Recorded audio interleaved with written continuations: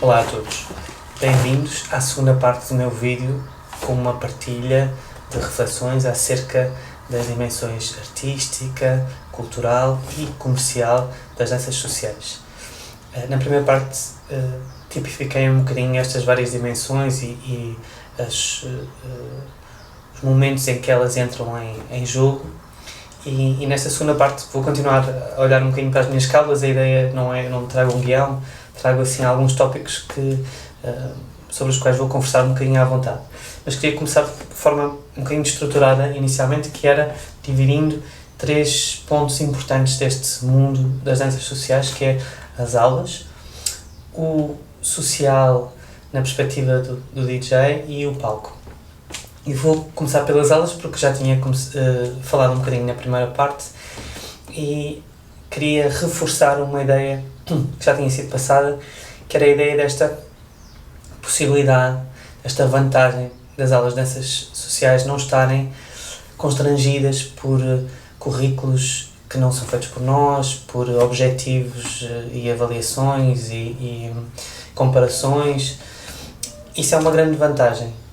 Permite-nos, se for, a nós professores, permite-nos, se for o nosso interesse, criar um programa que tenha a ver com a nossa identidade, com os nossos valores, que vai exatamente para onde nós queremos. Agora, não estamos a falar sozinhos e, portanto, o que é que entra aqui e entra o lado comercial de forma um bocadinho mais efetiva é, nem sempre temos a possibilidade de ter alunos suficientes que nos justifiquem a abertura de uma turma com uma consistência na abordagem. Ou seja, se eu tiver 300 alunos, é-me fácil organizar uma turma que seja mais vocacionada para um trabalho mais técnico, uma turma que seja mais vocacionada para a animação, uma turma... Nós vamos conjugar aqui objetivos já de si muito claros por parte dos alunos e podemos trabalhar neles de forma mais eficaz. Como não é uma área muito fácil, especialmente em Portugal, alguns espaços conseguem conjugar mais alunos, também, acho eu, com cedências, porque todos nós temos que fazer, quando nos escolhemos, temos que sempre perder algumas características. Não é fácil. Poucas pessoas têm a possibilidade de ter um equilíbrio total, de ter todas as condições que sempre gostariam de ter. Tem que trabalhar muito para isso e, independentemente do trabalho, estamos sempre dependentes das condições que estão à nossa volta. Em termos comerciais, em Portugal é difícil, porque não há muito dinheiro. O salário mínimo é 1/3 do salário mínimo em França, estou a dizer isto por alto, mas isso condiciona totalmente a escolha que as pessoas fazem em relação ao sítio onde vão gastar o seu dinheiro. São muito mais conscienciosas. E depois a atitude da sociedade portuguesa em relação à cultura, e estou a falar da cultura em termos vastos, em termos latos, não é fácil, não é a melhor. E dei um exemplo em relação a isso, a nossa comparação com um ambiente cultural como Porto Rico ou como Cuba, em que se integra ou convivem de forma muito mais fácil formas eruditas e formas populares de uma cultura. Neste caso eu estou a imaginar a salsa, obviamente, e isso permite que haja uma maior mobilidade e valorização mútua. Aqui é complicado, ou seja, há uma espécie de preconceito mútuo em relação a um espaço de cultura, como um espaço de elitismo, um espaço que de fora é visto como algo que é elegível em que as pessoas falam para dentro, e eu compreendo, há meios em que isso acontece. Eu venho de pintura, de belas artes, e há muitos meios em pintura que funcionam assim. E depois as pessoas que estão dentro do espaço de cultura veem os outros como os ignorantes, que não investem nada e só querem animação fácil. E na realidade eu acho que nenhuma destas posições é totalmente equilibrada, porque eu acho que podemos ter um bocadinho de tudo. Uma vez tive uma amiga que chegou à minha casa e viu um disco do Chet Baker e disse, bestial, jazz. E depois vi um disco de Scorpions e disse, já estragaste tudo. Scorpions ou era Bon Jovi. E a mim aquilo e disse-me que eu ainda não tinha o meu gosto definido. E aquilo deu-me que pensar, eu fiquei um bocadinho ofendido quase, porque na realidade eu tenho um gosto muito eclético e eu sou todas estas formas. E eu posso ter uma experiência, eu adoro ir para uma noite, um baile da aldeia, com música pimba, e adoro ir ouvir um concerto de jazz. E todas estas formas têm o seu espaço. É muito importante que a gente lhes dê sentido. Eu acho que, na realidade, isso é o mais importante. Nós podemos consumir a alta cultura, o que quisermos, aquilo, e não fica nada, fica só a pose. E, portanto, sofremos um bocadinho desse preconceito de fora. E a mim e a Raquel acusávamos um bocadinho de sermos os intelectuais, trazíamos salsa intelectual, era uma coisa... E sempre usámos esta ideia de que ninguém se diverte mais do que nós. Lá porque investimos um bocadinho mais em termos de conhecimento, em termos de cultura, não quer dizer que não possa haver espontaneidade e momentos de simplicidade, ok? E em termos pedagógicos é difícil, parece que há dois polos. E portanto, eu tenho aqui uma perspectiva que é a seguinte, que eu acho que me parece a mais equilibrada, que é neste caso das danças sociais, acho que, sabendo que vamos perder sempre qualquer coisa, que devemos encarar o ensino como se encara a própria dança social, como um espaço em que vamos comunicar com alguém que é diferente de nós, em que chegamos a meio caminho. E vai haver momentos, em algumas turmas temos um trabalho mais gratificante, noutras menos, não quer dizer que gostemos menos das pessoas, se calhar são pessoas até que nos dão mais fora do espaço de aprendizagem, mas é algo orgânico. Se um professor não se colocar acima em uma posição estanque, com ideias demasiado pré-concebidas, e perceber que tem que se adaptar um bocadinho porque precisa de que as pessoas não fujam logo, porque precisa ter um número mínimo de pessoas que justifique financeiramente a aula, que lhe pague as contas, e a partir daí pode ir propondo. Numa primeira fase aceita uma cedência, os alunos vão percebendo que podem chegar também, dar um passo num sentido que não imaginariam antes, e de repente descobrimos uma forma nova e orgânica. E já que falei da salsa, que é uma cultura de grande mistura e viva, e que acontece a salsa, e a kizomba, e a bachata, estas danças sociais que mudam a sua forma, de forma orgânica, no social, e nós não podemos por decreto dizer que a dança é assim. Já passaram por imensas fases, podemos gostar mais, menos, podemos colocar o nosso input, mas é algo vivo, e nós fazemos parte dessa vida, mas não a podemos controlar. A partir do momento em que a controlarmos, acabamos por começar a trabalhar numa cultura que está fechada, que é uma cultura de museu, e tem o seu valor, ok? Como os ranchos folclóricos. Vocês conseguem ver nos ranchos folclóricos que têm um formato que é museológico. A gente vê como é que as pessoas se vestiam no século XIX, as danças ficam sempre iguais, não há evolução, mostra-se os costumes de cada sítio. Eu tenho pena que não haja também mais equilíbrio, porque eu gostava de dançar muitas daquelas danças, e é pena nós não termos danças sociais portuguesas ativas que estejam... bom, temos algumas ligadas aos tribals, às danças europeias, mas num contexto muito específico. Acho que devíamos ter mais danças nossas portuguesas, e especialmente danças de improviso, danças de socialização. Bom, então essa é a minha proposta. É algo que se encontra a meio caminho entre as nossas ideias, os nossos valores, aquilo que nos faz sentido, e os valores dos alunos, porque, primeiro que tudo, queremos fazer uma conversa, e, em segundo lugar, porque temos que nos adaptar à necessidade daquela pessoa. Aquela pessoa tem uma necessidade e vai comprar um serviço. Mas como nós estamos a falar de bifes, de repente isto é um mundo.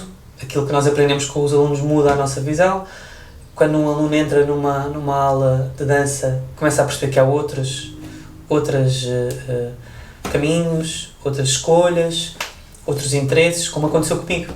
Eu fui porque uma amiga precisava de par, porque eu achei giro o movimento, e de repente fui ganhando camadas e camadas e camadas de conhecimento e de experiência que me deram mais capacidade de tirar mais partido pessoalmente, ok? E é muito importante que um professor não esconda aquilo que lhe dá prazer, aquilo que faz mexer, mas também que mostre que também se está a adaptar e que adaptar não é uma coisa má. Não tem que fingir que agora vai ser tudo animação e não sei o quê, nem tem que andar a fazer fretes. Acho que se pode... Eu, por exemplo, posso me dedicar a algum tipo de aula que não me interessa assim, não me apaixona assim tanto, mas que posso respeitar e que posso tirar partido e que pode ser positiva. Depois há um limite a partir do qual eu não passo e não me interessa. Algumas aulas de animação em discotecas, que eu e a Raquel já tivemos experiência de fazer, foram muito desagradáveis, em ambientes muito agressivos, que não têm a ver com o nosso meio, com a nossa forma de ver as coisas. E, portanto, há ali um limite e é muito importante que as pessoas, que a gente mostre bem a nossa mensagem, para que as pessoas, quando nos procuram, saibam exatamente ao que vêm e saibam quem é que tem do outro lado, consigam observar. Cada um de nós, os alunos, os professores, devem mostrar-se de forma cuidada, para que como numa dança, para que o outro perceba onde se chegar a meio caminho. Pronto. Isso é a perspectiva das aulas. Depois temos a perspectiva do palco. Muitos professores têm um trabalho de espetáculo. Em Portugal, não são muitas as áreas das danças sociais onde haja trabalho de espetáculo consistente a nível comercial. Por exemplo, o tango tem uma aura, tem uma imagética, tem faz parte de uma cultura, de uma imagem de uma cultura que atrai as pessoas. As pessoas têm aquele clichê, o tango é paixão, o tango é tal. Depois, na realidade, na milonga, à noite, nem sempre é paixão, se calhar há mais paixão na bachata ou na salsa. Mas essa imagem, a venda dessa primeira imagem muda muito, então chamam muito mais bailarinos com experiência de tango para trabalhos comerciais. E mais uma vez, estamos aqui no que é que nasceu primeiro, o ovo ou a galinha. Então, se o tango tem mais saída comercial em termos de trabalhos para empresas, então vamos focar-nos totalmente nisso e vamos esquecer o resto. Pode dar jeito, se temos esta experiência do tango, de ter ou se nos dedicamos totalmente ao tango, tudo bem. Mas abdicar de coisas que fazem parte da nossa identidade é uma pena, porque na realidade a minha perspectiva é que, então vamos ver o que é que passa nessa imagem do tango que atrai as pessoas e que torna comercial para o espetáculo comercial, e por que não explorar dentro de uma cultura rica como é a cultura da salsa, como é a cultura latina no geral ou a cultura africana, expressões dentro dessa cultura que possam ser comercializáveis e que não estejam queimadas em termos de imagem para aquele efeito. Isso é difícil, porque não temos que lidar só com a nossa proposta de imagem, temos que lidar com o que os outros propõem. Como eu tinha dito no primeiro vídeo, eu dou uma aula de salsa, aquele ali ao lado dá uma aula de salsa e eu sei que não tem nada a ver, nada, zero. E como não sou um técnico de passar passos, não sou instrutor, sou professor, custa-me, porque eu sei que aquilo que eu vou trazer é muito diferente em termos de conceito, mas eu não posso fugir do nome salsa para dar uma aula. É difícil fugir, porque não é comercial, porque as pessoas não percebem o que eu estou a falar. Usar a palavra mambo, por exemplo. É difícil. Mas aos poucos colam-se assim rótulos. Eu e Raquel temos muito rótulo do 1-2, ou da salsa no 2. Vocês fazem isto, fazem aquilo. É um rótulo, por um lado é bom porque é um nicho de mercado, por outro lado também serve para dizer, vocês estão aí naquele cantinho, fiquem no vosso cantinho, porque não chateiam muito, assim não ocupam o nosso espaço. E então é preciso ter cuidado com esses rótulos. Temos que ir julgando com tudo. Como, por exemplo, os nomes... Isso é muito interessante nesta comercialização. Os nomes em estrangeiro, ou especialmente em inglês. E eu sei que eu uso, e no Estúdio 8 eu e a Raquel usamos alguns nomes em inglês.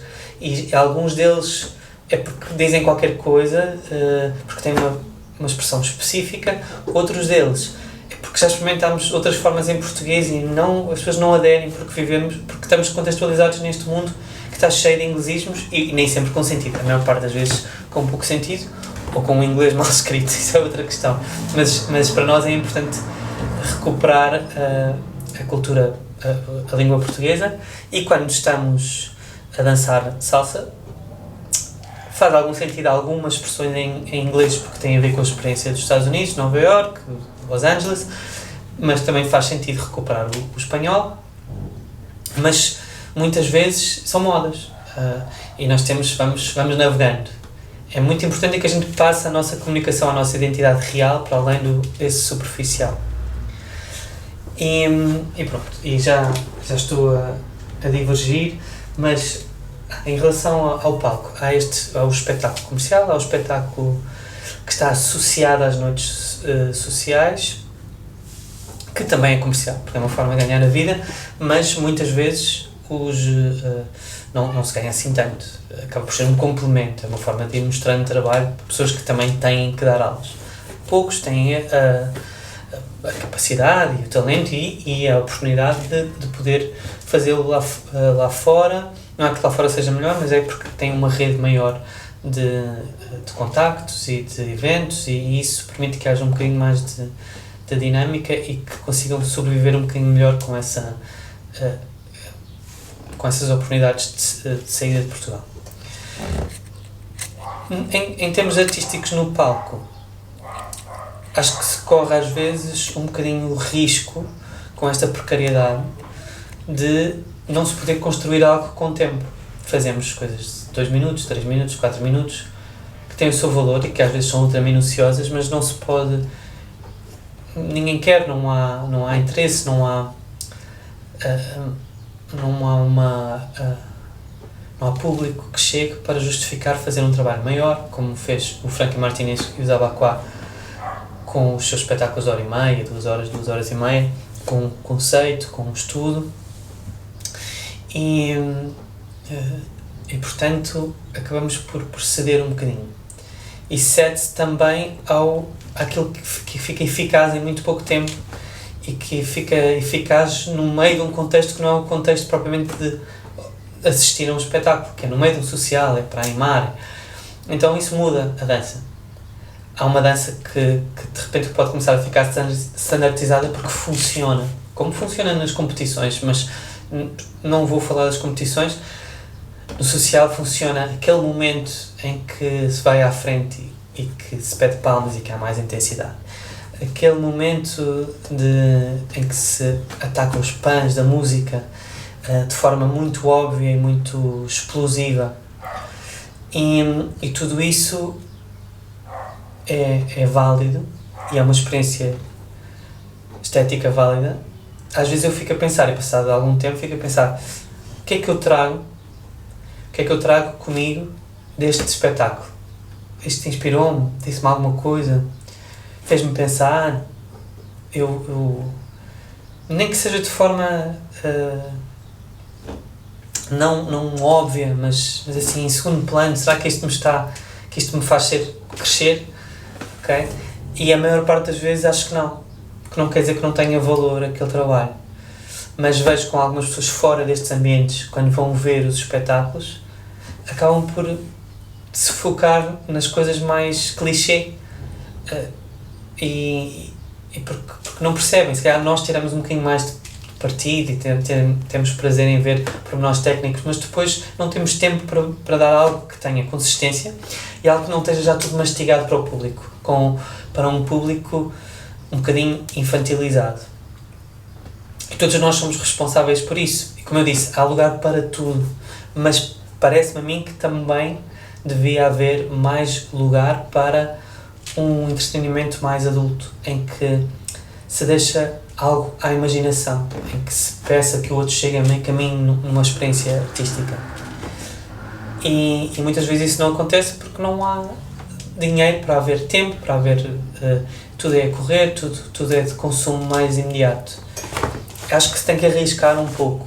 E mais uma vez eu penso que pode haver pessoas que têm mais disponibilidade para arriscar, mas que pode haver um equilíbrio. Quem tem essa capacidade, quem tem esse interesse,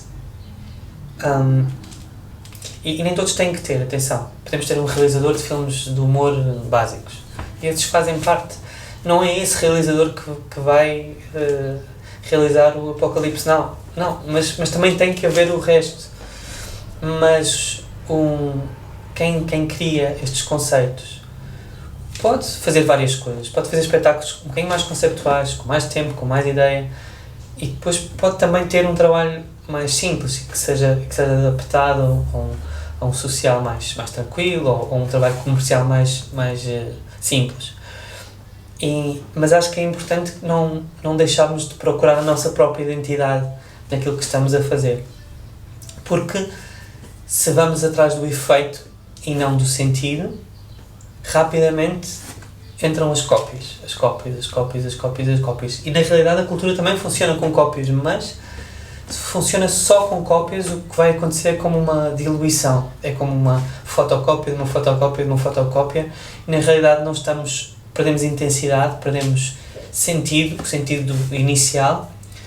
Não é que estejamos sempre que ficar iguais ao início, mas a coisa dilui e perde dimensão, perde identidade, e portanto está fragilizada, e assim que vem algo com uma identidade mais forte, seja por que razão for, ocupa o lugar. Eu acho que há uma responsabilidade cultural nesse sentido e artística nesse sentido, de respeito por aquilo que nos trouxe lá, respeitar o sentido que estamos a dar e que estamos a receber desta experiência artística.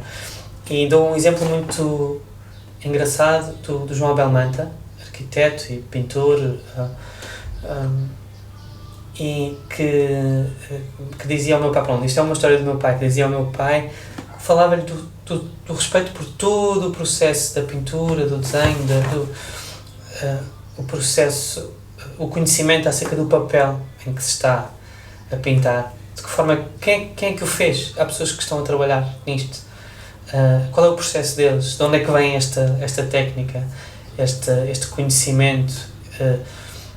Como é que eu posso respeitar esse conhecimento? Não quer dizer que a gente tenha que saber tudo, mas é uma atitude de respeito pelo sentido das coisas e pelo que nos foi deixado em herança. Bom, isto é um bocadinho esotérico já, mas mais uma vez, equilíbrio. Acho que não precisamos morrer à fome, mas podemos dar uma no cravo, outra na ferradura. E acho que em termos de público, as pessoas também podem ser mais exigentes nesse sentido. Não é uma escala linear, não é? Eu gosto é mau, é bom. Eu gosto mais e menos, e há nuances, há coisas que, olha, se calhar isto não me emocionou tanto, mas vejo-me pensar, ou esta é mais difícil, deixa-me saber porque, que música era aquela, de onde é que vem esta expressão, sei lá. Podem exigir, podem ter uma atitude, e eu como público acho que é importante não ir ver de qualquer maneira, sempre, porque aí é uma atitude, às vezes vejo coisas de qualquer maneira, mas cada vez menos tenho esta atitude do zapping, de ver coisas na televisão a meio ou calhas. Vou escolher algo que faça sentido. E que faça sentido, seja por que razão for na minha vida naquele momento, ok? E aí não há moralidades. Bom, depois no social, a questão do social e do DJ. Mais uma vez, já falámos um bocadinho acerca dos dilemas do social. Acho que há aqui uma questão que é quando se cede muito àquilo que o público quer, cai-se neste engano de que se pode agradar a toda a gente, e depois, de repente, isto começa a criar anticorpos, esta ideia, e diz que não se pode agradar a toda a gente, então tem-se 8 ou 80. E alguém começa a reagir contra esta ideia de ter que se adaptar, ou alguém que se adapta a tudo de forma a que aquilo que oferece já é vazio. É só um invólucro para algo que as pessoas que chegam coloquem alguma coisa lá dentro. O que é mentira, porque a maior parte das vezes quando a gente chega não sabe bem aquilo que quer, ou às vezes algumas pessoas exigem as coisas que são mais confortáveis imediatamente, mas também não é aquilo que lhes dá mais e que as faz evoluir ou que as faz mais felizes. felizes. E portanto, é preciso ter um bocadinho cuidado, é preciso ter uma identidade numa noite social e é preciso também adaptar um bocadinho. Se de repente, eu como DJ, no final de uma noite, percebo-me que as pessoas que ficaram são casalinhos e que ficam porque querem ter ali um momento mais íntimo e não estão a trocar muito. Eu quero dançar com eles, aquela dança. Eu quero inspirá-los, eu quero provocá-los, mas também quero aceitar a proposta deles, que é uma proposta de criar um momento um bocadinho mais íntimo, então faz-me sentido naquele final de noite, naquele espaço. E de repente posso mudar o meu plano inicial. Eu tenho uma perspectiva como DJ que é, não ponho nenhuma música que não gosto de ouvir. E se tu gostar de ouvir, é muito abrangente, porque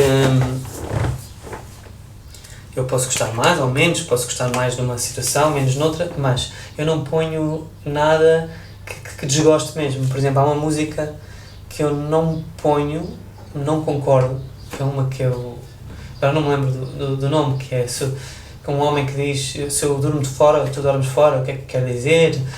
É uma música bastante sexista e machista e muito, com uma letra agressiva. E a música é engraçada e ficou na moda e várias mulheres me pediam para pôr essa música e eu dizia que não ponho, há um limite. Eu quero agradar às pessoas, mas há um limite. E isso nem sempre é bem interpretado, mas eu acho que ganho mais em manter a minha identidade, não vender de qualquer maneira. Há limites e eu tenho que saber quais são os meus. Dou-vos outro exemplo, por exemplo, num casamento. E já se sabe, as pessoas que têm um clichê do casamento queriam um apito ao comboio e vieram pedir, mas a forma como vieram pedir o apito ao comboio não me agradou. Era um grupo mais agressivo, um bocadinho mais bebido. E eu pensei, eles estão a exigir, eles não estão a dar nada, eles estão a chegar e estão a tomar. E pessoas que têm esta atitude, o que vão fazer quando recebem é exigir mais e passar por cima, não ter respeito pelos outros e pelo espaço em questão.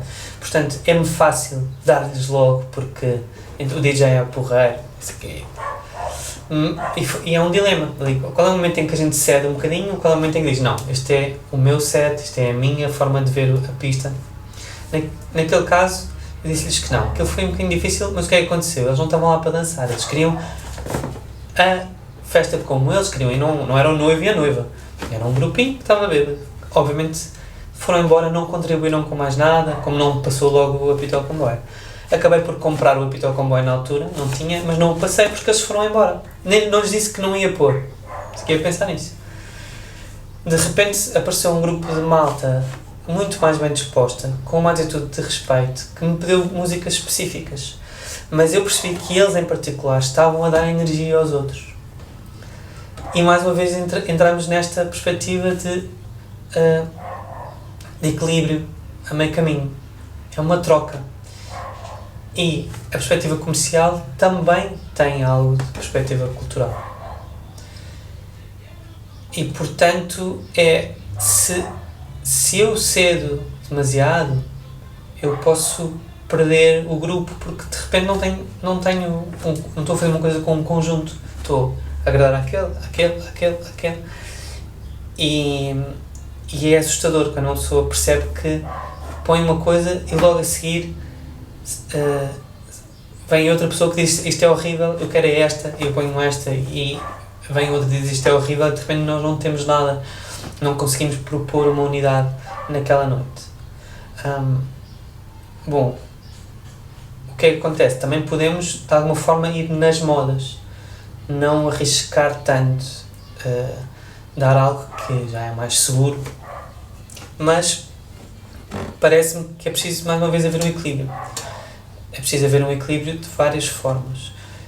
Eu acho que é importante que a gente perceba que está a comunicar com o outro para o outro e que essa pessoa tenha as chaves para entender aquilo que nós estamos a dizer. Se eu vejo um grupo que tem poucas chaves para entrar dentro da minha mensagem, eu tenho que usar aquelas que eles têm, tenho que criar uma ponte e depois jogar com isso. E há limites, ok? Há limites onde eu consigo ir num determinado grupo numa noite só e há limites em relação ao outro grupo. E, portanto, tem que fazer essa adaptação. Mas, independentemente do lado prático da coisa, eu tenho que saber qual é o meu objetivo, qual é a minha identidade, o que é que eu estou lá para fazer.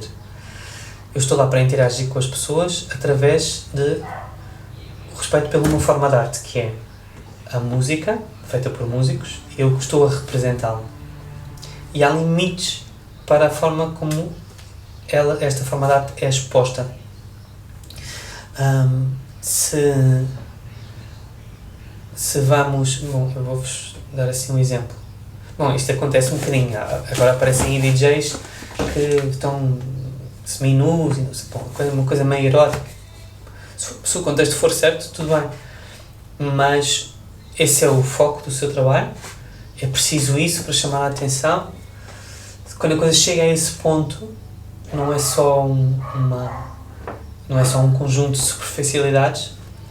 Se eu sou um DJ que me interesso pela música, eu tenho que arranjar a forma de, dentro destas limitações e contextos culturais e contextos comerciais, criar um ponto em que, de confiança entre os vários intervenientes, em que nós possamos ter uma dança em conjunto que crie algo novo, que abra os olhos, que faça descobrir uma perspectiva diferente, que não seja só uma repetição. Mas eu posso saber exatamente que sou um DJ que, sem paixão pela música, ou que não é, naquela meu trabalho, a paixão pela música não tem nada a ver com nada, e tudo bem, tranquilo, desde que eu saiba o que estou a fazer.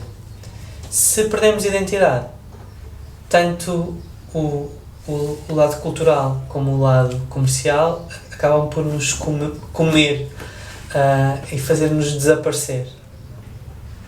E mais uma vez, não estou a dizer que é melhor algo que tenha mais profundidade, mais interesse, ou melhor algo que seja mais da moda, mais comercial.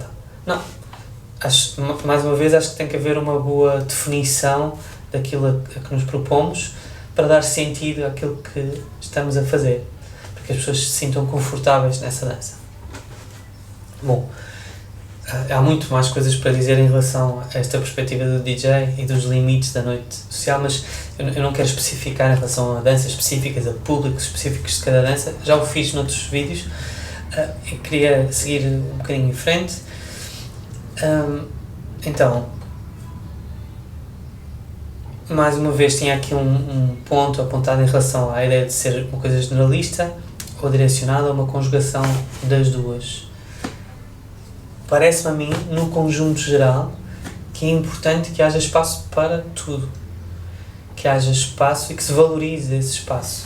Que não se reduza uma cultura só a uma expressão. Que haja um espaço para mais conhecimento, mais técnica, que haja um espaço para mais divertimento descontraído e que haja espaços mistos, numa gradação grande, mas que todas essas experiências sejam valorizadas por todos os agentes deste meio, quer em termos comerciais, quer em termos culturais. Pronto. Em relação a cedências comerciais, eu tinha aqui um exemplo muito claro, que é a relação da salsa e do cha-cha-cha com a kizomba. A própria experiência africana de danças sociais cedeu muito dentro do meio africano. Mas no caso da salsa em particular, que se percebeu que teve assim um declínio, houve um momento em que de repente houve assim um boom e houve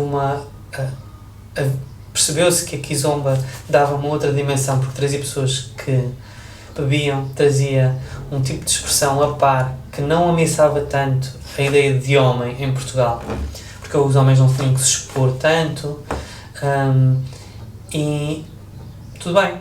Quando eu comecei a dançar salsa, dançava-se kizomba, mas sempre como um apontamento, acabava por substituir o cha-cha-cha que se utiliza noutros contextos latinos, porque cá não funcionava tão bem, tinha a ver com a nossa identidade.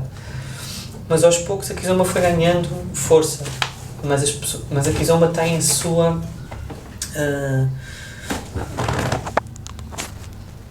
desculpem. A Kizomba tem a sua...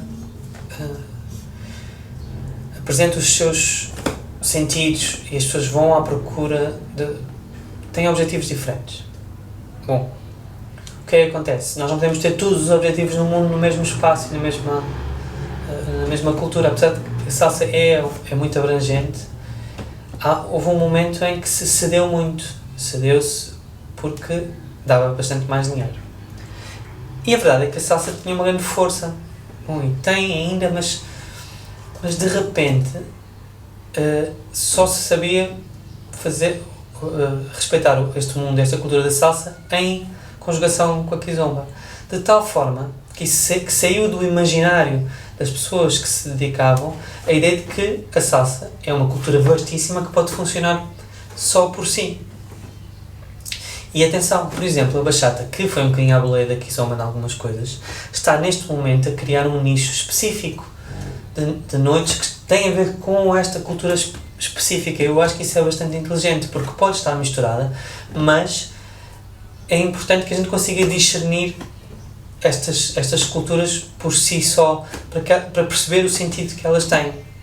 Então, esta cedência muito grande, acho que fez com que desaparecessem pessoas que se identificassem. E depois o que é que acontece?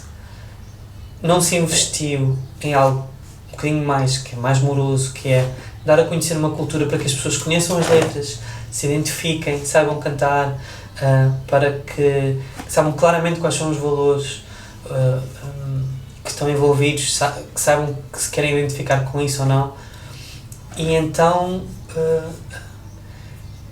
quando é necessário voltar a tirar a salsa do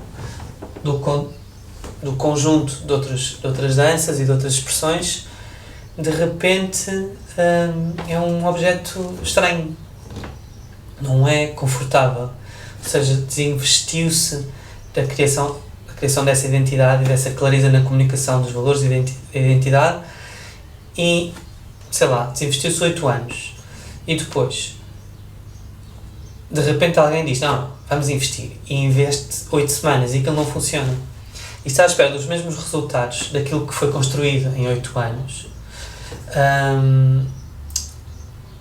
e depois os mesmos resultados de uma construção em 8 semanas. E atenção, o que estou a dizer é, imaginem uma construção em 8 anos e uma desconstrução em 8 anos. Acho que essa desconstrução em 8 anos vai precisar de mais 8 anos, de algo com sentido. E então há aí uma cedência que funcionou imediatamente, as festas funcionaram, mas funcionavam 1 mês, 2 meses, acabava, terra queimada. Próxima festa, tchará, uma festa, 2 festas, acabava. Próxima festa, e foi por ali abaixo. E pronto, portanto isto é a minha ideia em relação à perspectiva comercial. Depois diz, não, a salsa não é comercial por isto e por aquilo. Não, a salsa é ultra comercial se houver um equilíbrio entre a cultura e a parte comercial, em que não se ceda em nenhuma delas, que haja sempre um equilíbrio a meio caminho. Bom.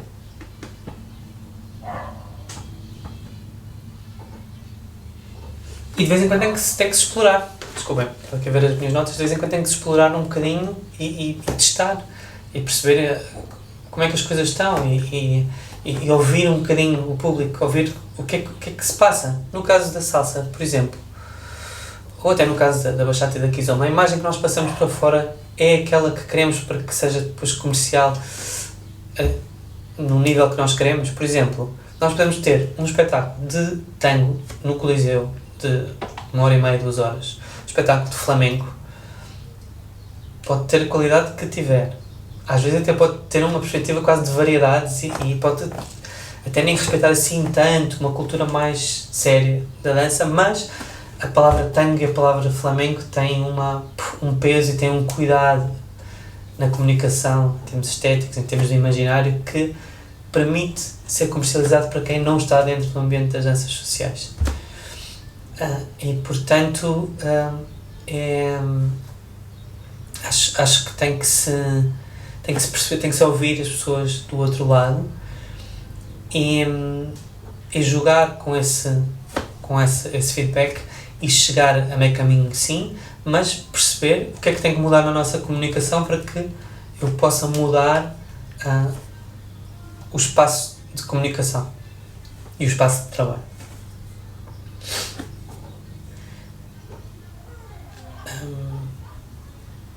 Pronto, eu tenho aqui um tema acerca da mistura de públicos. Mais uma vez, parece-me que não faz muito sentido ter uma noite com 4 identidades diferentes.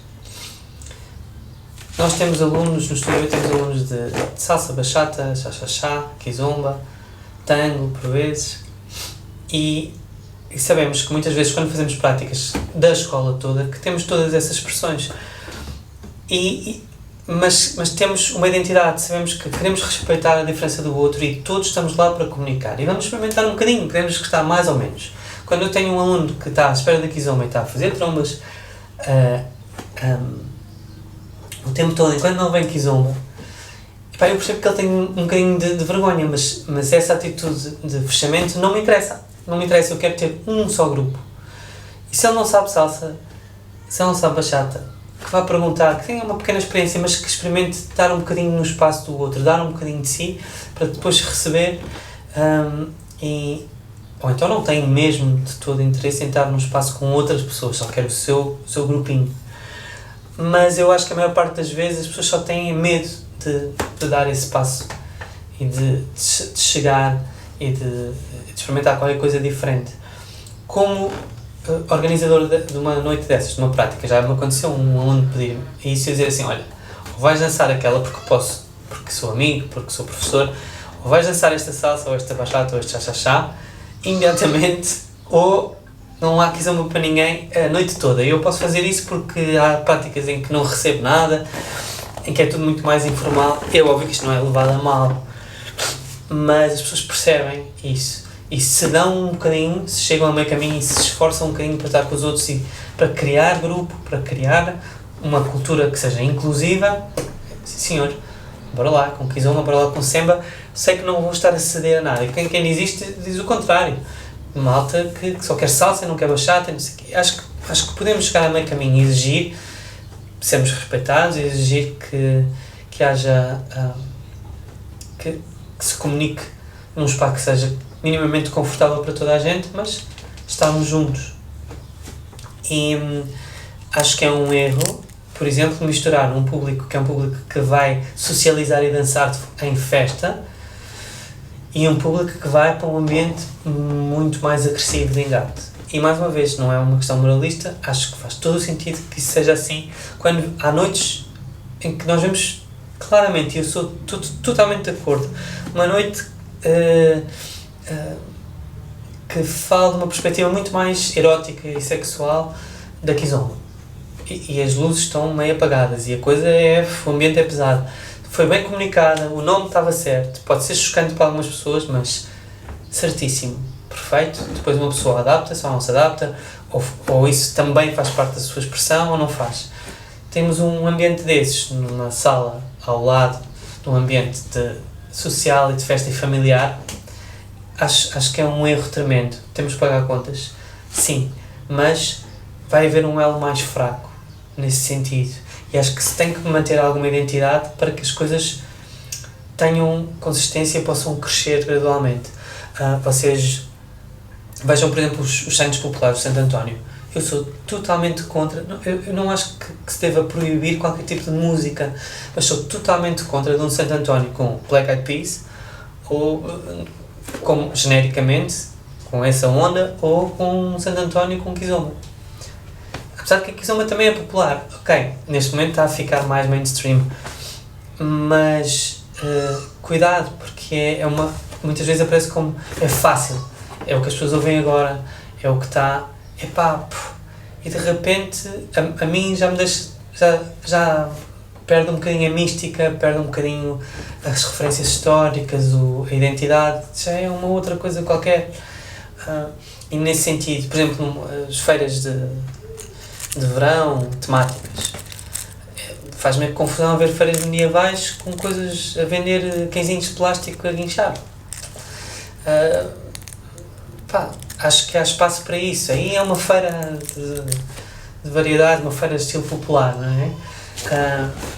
Por exemplo, há uma feira aqui no Tujal, em Louros, em Santo António do Tujal, que é uma feira setecentista, que respeita muito mais a identidade dessa época, dessa experiência. As coisas que são vendidas são coisas com receitas da época. Então, para mim, eu sinto muito mais envolvido. Sinto que foi uma história que me foi contada que me transportou para um sítio em particular. Não é uma misturada de coisas que eu uso como quem faz zapping. E estou a voltar a esta ideia do zapping. Mexe ali, tem luzinhas ali, compra-se uma coisa doce ali, compra-se uma bebida alcoólica e nada fica. Mais uma vez, há espaço para tudo, mas estamos a falar de danças sociais que representam uma cultura, representam um povo, representam uma formas artísticas de música, de dança. É muito mais gratificante quando nos somos levados para dentro dessa história e não estamos sempre a ser entretidos como crianças com falta de atenção. Desculpem, isto agora foi um bocadinho mais pesada a minha ideia. Bom, parece-me que há muito mais coisas para dizer em relação a este assunto e, na realidade, a minha perspectiva pessoal, eu estou a tentar dar uma perspectiva de vários pontos de vista, mas nunca é suficientemente compreensível. E tenho muitas pessoas dentro deste meio que eu respeito muito e que pensam sobre as coisas, que até têm muitos pontos em comum, mas de repente me dão assim viram a coisa ao contrário e fazem-me perguntas que põem em causa a minha visão. E eu acho que isso é muito importante, que é não deixar que esta necessidade, as necessidades mais básicas, nos impeçam de fazer perguntas. Porquê? Porquê é que estamos a fazer isto?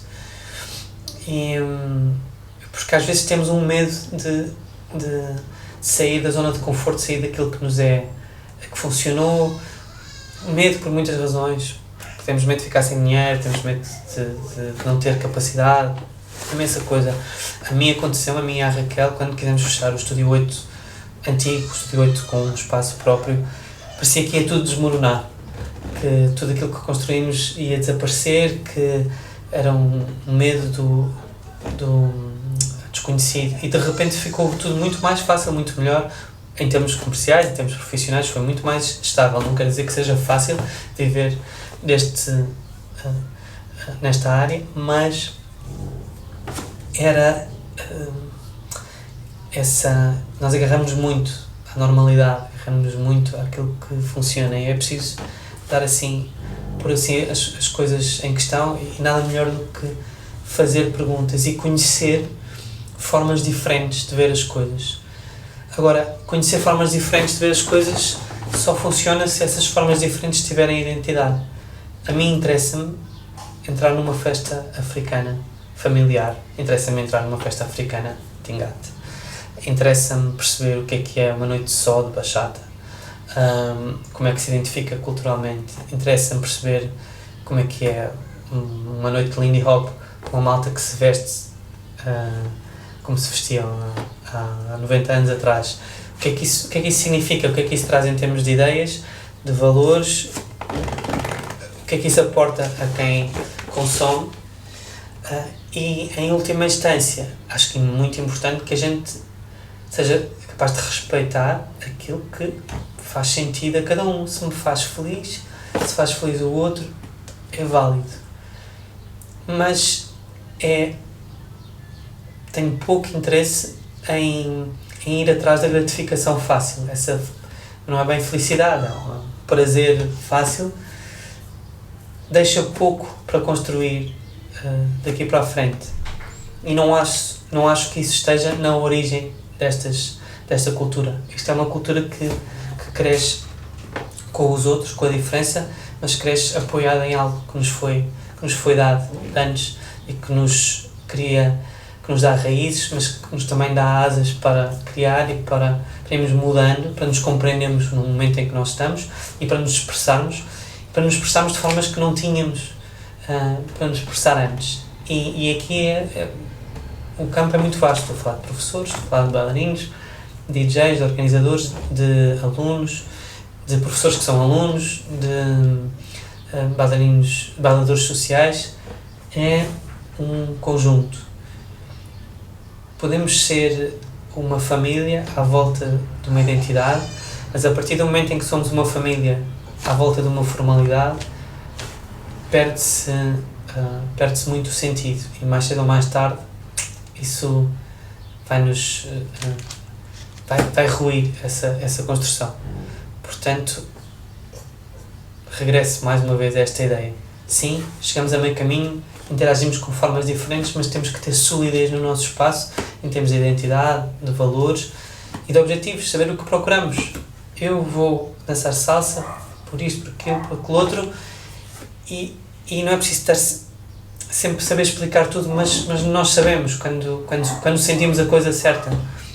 Quando eu adoro, e agora é uma questão pessoal, adoro quando me posso expressar, e posso expressar a minha alegria e a minha tristeza através da dança, quando posso expressar através do toque, através da observação de pessoas diferentes de mim, da interação com as outras pessoas, com a música, que é a magia absoluta, a música, quando começo a perceber a história das coisas, quando fico surpreendido com uma dança mais técnica, quando fico surpreendido com uma ideia que me faz pensar, tudo isso me move. E esta área é muito vasta, é muito rica, há lugar para tudo, e é muito importante que se valorize esse equilíbrio, de forma a que também haja equilíbrio entre a cultura, entre a arte e entre a perspectiva financeira, a perspectiva comercial, para que seja sempre um momento, uma dança a meio caminho e um espaço de criação, porque senão vai ser sempre, vai pender para um lado, e em termos culturais aquilo que nós fazemos vai desaparecer.